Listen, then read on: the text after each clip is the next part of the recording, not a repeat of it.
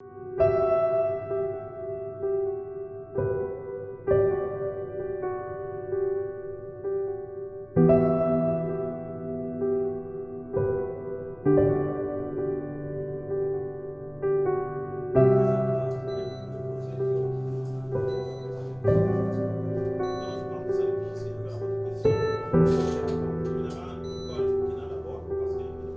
Gene Drive que nous sommes en train de développer avec Target Malaria, je peux vous dire en fait que le Gene Drive, la technologie aujourd'hui est vraiment prête.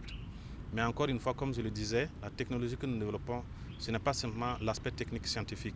Vous avez déjà effectivement les questions de communication. C'est extrêmement important que nous puissions communiquer au maximum avec la communauté pour que les gens aient une très bonne compréhension de ce que nous faisons et qu'ils puissent nous donner la licence sociale pour opérer. Mais deuxièmement, également, il y a la question transfrontalière que vous avez posée tantôt parce que vous lâchez le moustique au Burkina.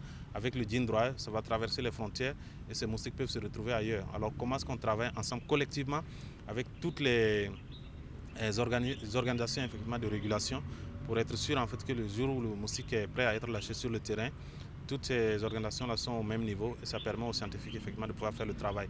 Donc je dirais encore, il faut attendre peut-être 4 à 5 ans pour arriver là, mais ce n'est pas nécessairement parce que la technologie n'est pas là, mais pratiquement tous les à côté qu'il y a, il faut travailler sur ça justement pour être sûr que le jour où on lâche, tout le monde est au courant effectivement de ce qui se passe. Nous allons simplement au-delà en fait de juste développer une technologie, parce qu'aujourd'hui pour nous, quand vous regardez en fait la technologie du Gene Drive, c'est quelque chose qui est transversal, c'est une technologie qui est extrêmement puissante, qui peut avoir un impact sur différents domaines, que ce soit dans le domaine de la santé, domaine de l'agriculture, domaine de l'environnement. Mais nous allons nous focaliser vraiment que sur la santé pour ce qui nous concerne, mais nous faisons tout.